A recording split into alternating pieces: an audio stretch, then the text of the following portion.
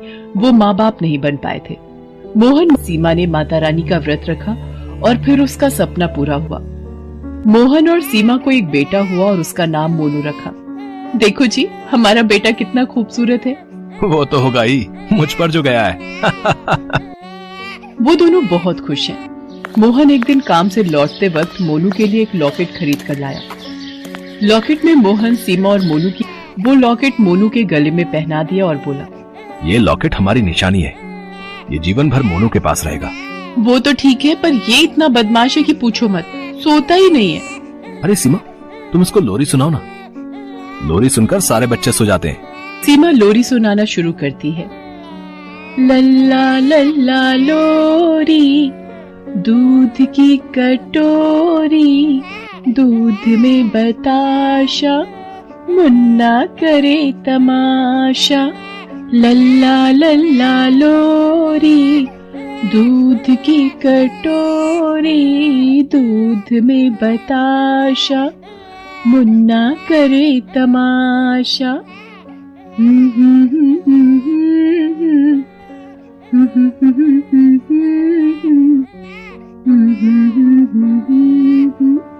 मुन्ना करे तमाशा। ऐसे ही दिन भी बीतते रहे। मोनू थोड़ा बड़ा हुआ। एक दिन मोनू ने मेले में घूमने जाने की जिद पकड़ ली। दुर्गा माँ के मंडप के पास मेला लगा था। महेश और सीमा मोनू को मेले में लेकर गए, मगर तभी दुर्घटना घटी। मेले में अचानक से आग लग गई। अरे बाप रे, मेले में आग लग गई है, भागो, अरे भागो। सीमा भागो, आग लग गई है। आप मोनू को छोड़िएगा मत। सभी इधर उधर जान बचाने के लिए भागने लगे और फिर वही हुआ जिसका डर था। मोहन से मोनू का हाथ छूट जाता है। मोनू वहीं गिर जाता है। माँ, पापा, बचाओ, कोई मुझे बचाओ।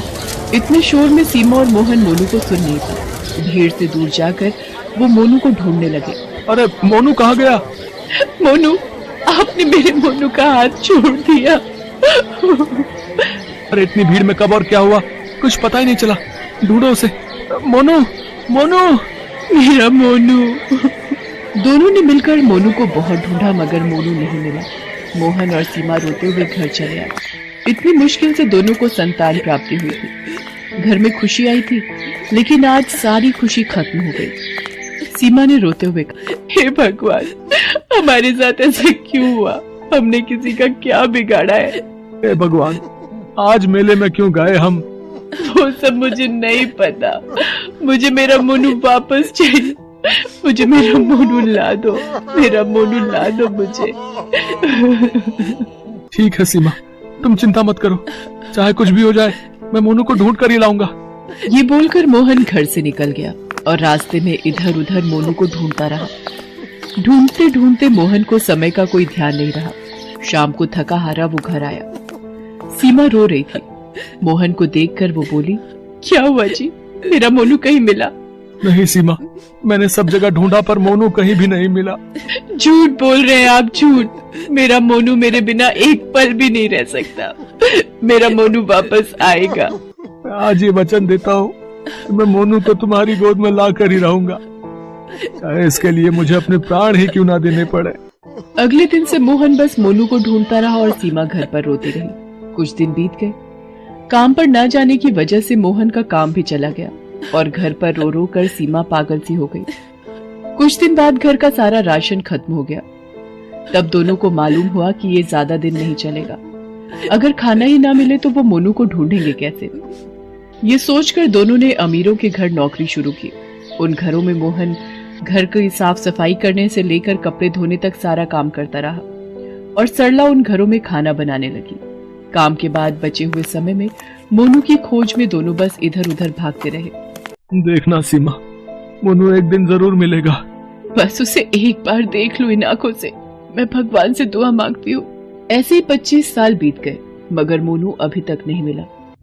इतने दिनों में मोहन और सीमा बहुत सारे घरों में काम कर चुके हैं। एक दिन दोनों को खबर मिली कि शहर में एक अभिषेक नाम का आदमी आया है। उसकी उम्र तो बस 30 साल है, मगर उसके पास पैसे बहुत हैं और उसको 2 काम करने वालों की जरूरत है। तनख्वाह भी बहुत अच्छी है। मोहन और सीमा उसके पास जाते हैं। मालिक, हमें ये काम दे दीजिए मालिक। हमें काम की बहुत जरूरत है। हाँ, तुम दोनों काम कर पाओगे क्या? इतनी उम्र जो हो गई है। अभिषेक की पत्नी का नाम ऋतु है। ऋतु वहां पर आ जाती है और कहती है, ये दोनों बूढ़ा बूढ़ी किसी काम के नहीं, भगा दो इन दोनों को।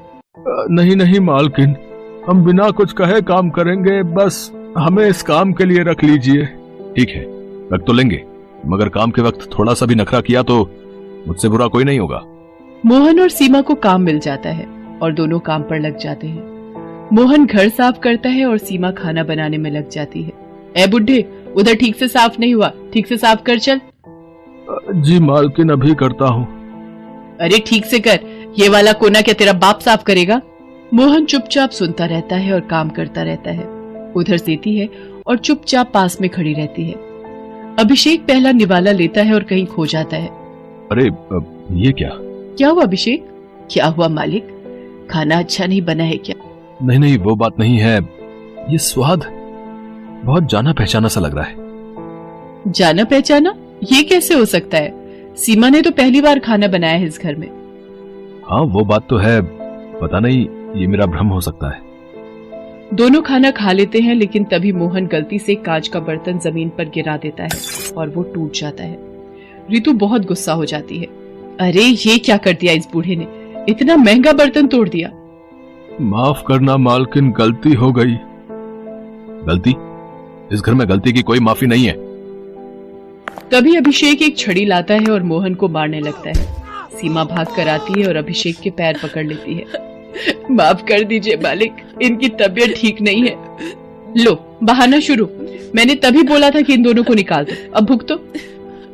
आप मुझे मारिए मालिक, लेकिन इन्हें छोड़ दीजिए। हाँ तुझे भी मारूंगी, मार खाने का बहुत शौक चढ़ा है ना तुझे। ऋतु तभी एक छड़ी लाती है और सीमा को मारने लगती है। दोनों चिल्लाते हैं। मारने के बाद अभिषेक और ऋतु अपने कमरे में चले जाते हैं। रात में सीमा और मोहन रसोई में सो रहे होते हैं। तभी वो सुनते हैं कि रात को अभिषेक अपने कमरे में चिल्ला रहा है, माँ मुझे ले चल माँ। मालिक ऐसे क्यों चिल्ला रहे हैं? तभी सीमा अभिषेक के कमरे के बाहर जाकर मालकिन पुकारती है। तभी ऋतु दरवाजा खोलती है और कहती है, क्या हुआ इतनी रात को?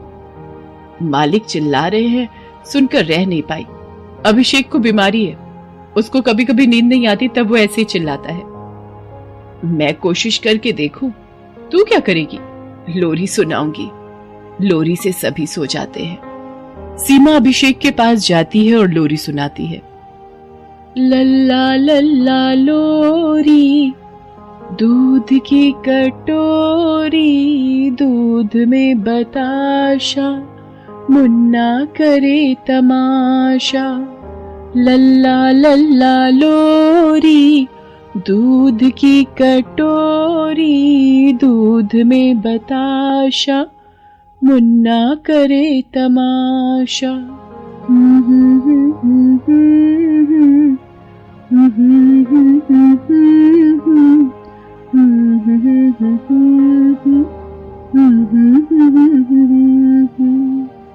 अभिषेक तुरंत सो जाता है।